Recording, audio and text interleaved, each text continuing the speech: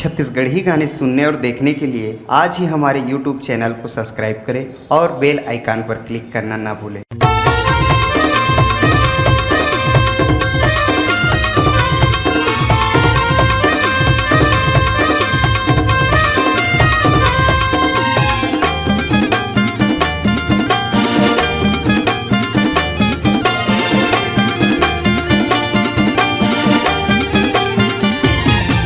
चले आबे चले आबे ना घुम्बो डोंगरी पहाड़ खाबो तेंदुयो चार चले आबे ना घुम्बो डोंगरी पहाड़ खाबो तेंदुयो चार चले आबे ना। मैं चले आऊँगा चले आहू ना घुम्बो डोंगरी पहाड़ खाबो तेंदुयो चार चले आहू ना घुम्बो डोंगरी पहाड़ खाबो तेंदुयो चार चले आहू ना।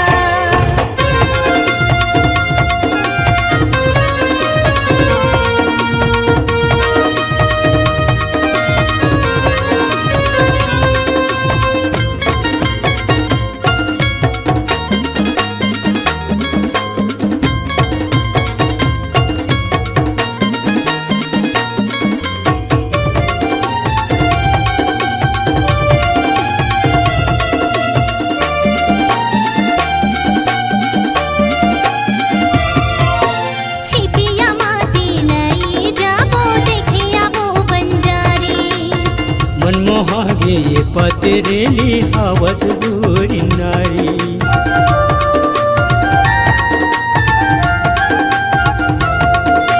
छिपिया माती लई जाबो देखिया वो बंजारी मनमोहागे ये पतरेली हवस दूरी नारी।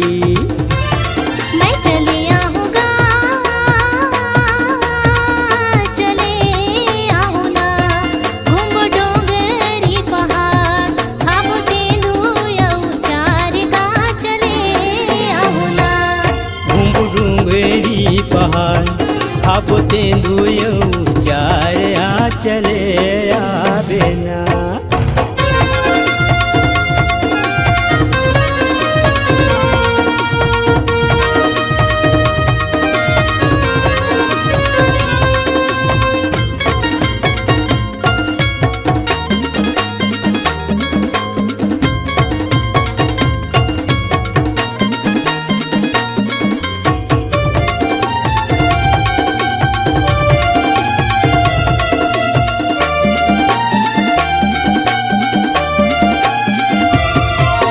सुअपण की दाऊ तेरा जाबो देखे आबो फुड़फुड़ी मनमोहागे रे मयारो सुन के तोर बोली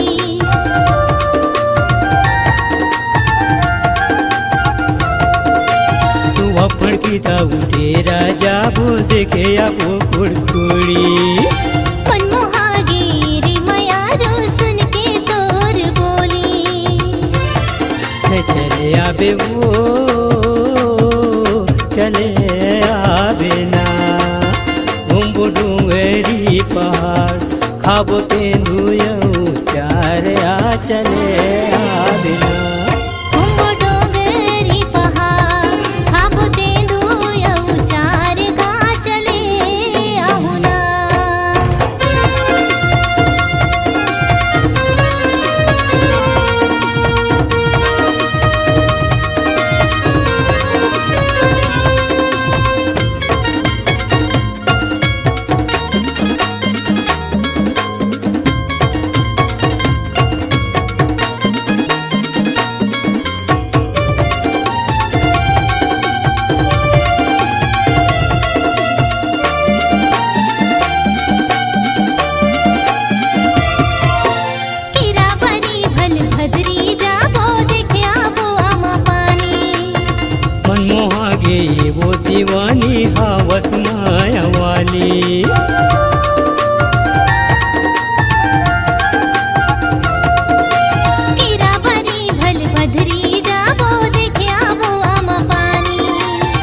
मनमोहागे वो दीवानी हाँ बस माया वाली।